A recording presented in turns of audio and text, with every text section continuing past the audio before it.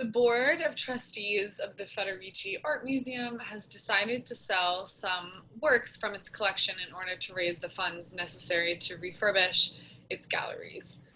Although this may seem like a drastic remedy, the curator has long maintained that among the paintings that the late Miss Federici collected for the museum were several unsuccessful immature works by Renoir and Cézanne that should be sold because they're of inferior quality and so add nothing to the overall quality of the museum's collection. Hence, the board's actions will not detract from the quality of the museum's collection. All right, argument or set of facts? Argument. Conclusion? The last sentence. Excellent. So does this person think that the board's action will not detract from the quality of the museum's collection? What is his Because they are inferior quality, they add nothing to the overall quality. They need to raise funds to refurbish the gallery. And yeah. And I guess these were the pieces of the least quality that they need to sell. Excellent. So what does the word some mean? At least one. Excellent. And this right here is an example, you probably know this, but of a what?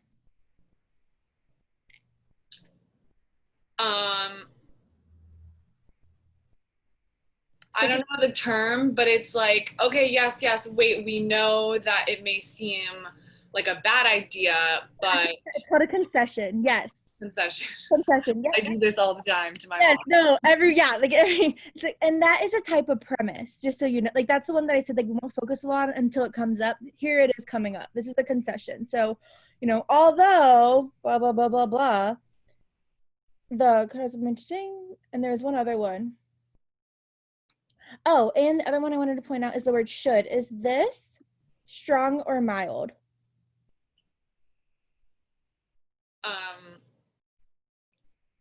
Mild? I wanted to say yes. And if you have integrity, we like to think that the word should have, like, because if I say I should do something, if I have integrity, like, that means I'm going to do it, right?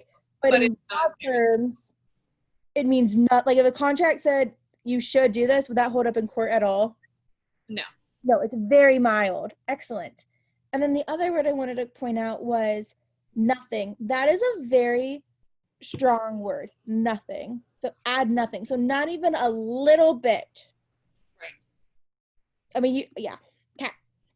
So this is a weaken question. So what is something that we can do to weaken our conclusion?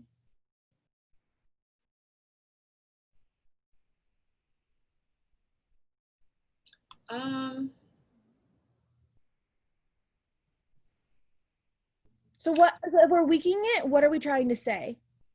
That the board's actions will actually detract from the quality of the museum's collection. So maybe saying something like,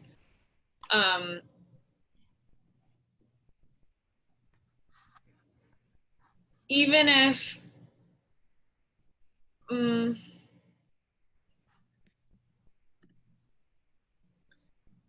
maybe like I don't know, this is like a stretch, but like, yeah, maybe they don't add anything to the quality right now, but in a few years their value will go up potentially.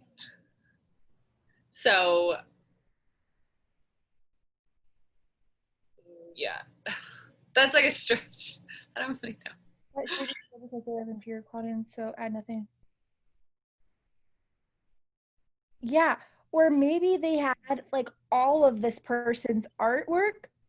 And so the fact that we have every single piece by them, if we were to sell his crappy ones, sometimes having the crappy ones are worth something because you have the whole complete set, right? Right.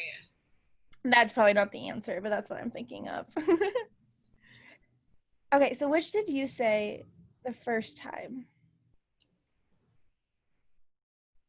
A. Okay, so read that one out loud.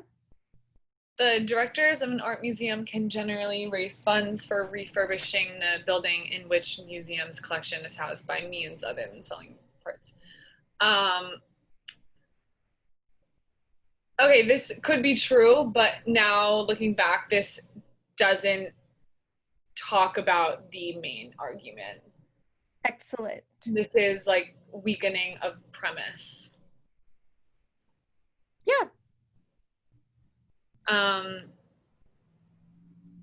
Which does in turn, by weakening a premise, in turn that does weaken our argument, but there might be an even weaker way to do it, or stronger way to weaken it. Okay, the quality of an art collection is determined not just by the quality of its paintings, but by what its collection demonstrates about the development of the artistic talent and ideas of the artist represented. I feel like this is one of the things that you said. So, okay, maybe the quality isn't there, but like the fact that they have this says a lot about the artist and whatever. This is good. And I feel like this talks more about the argument conclusion. Okay. Come back to it. The immature works by Renoir and Cézanne that were purchased by Miss Federici were at the time thought by some critics to be unimportant juvenile works. This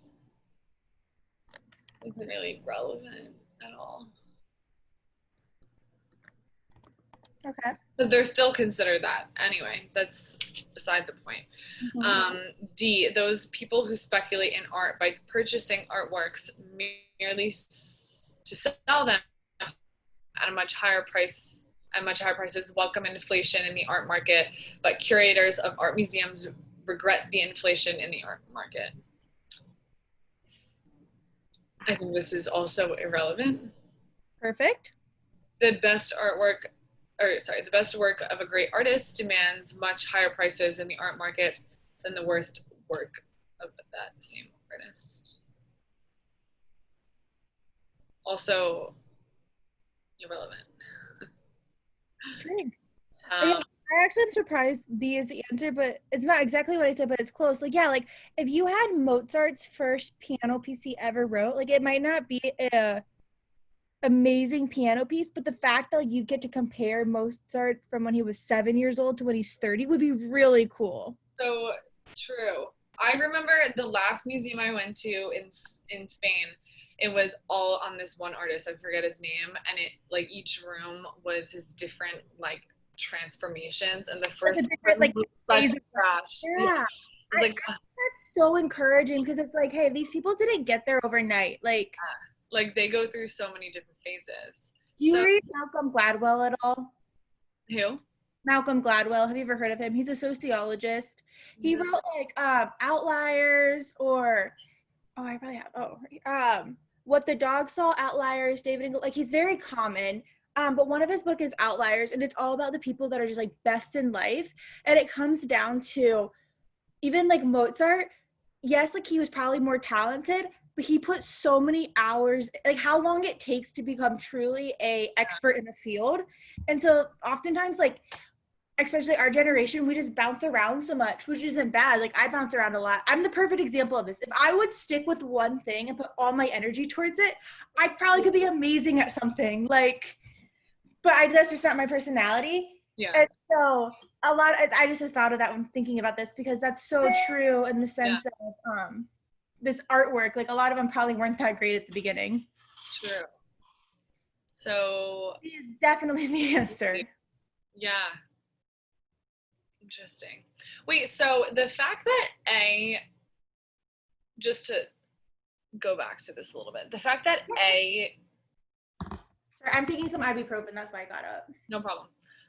Speaks more on a premise rather than the main conclusion doesn't detract from the fact that it could be the answer. Like that could be. Yeah.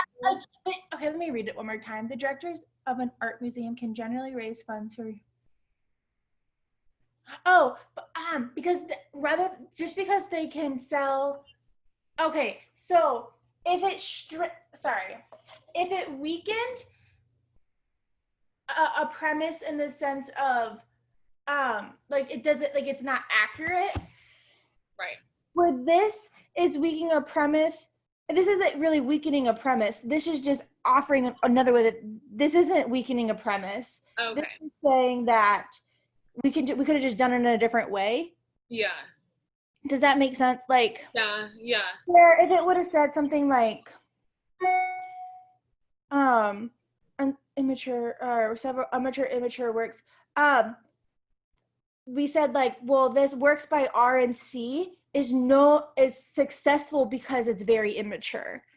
We would have been weakening that premise, and in turn weakening our conclusion. You know, like, yeah, it's immature, but this is a kids museum, and immature is why it's so cool. Right. Okay. That makes sense. Yeah. Okay, and then you missed 30. What number? I'm sorry. What number did you miss? 34. Okay.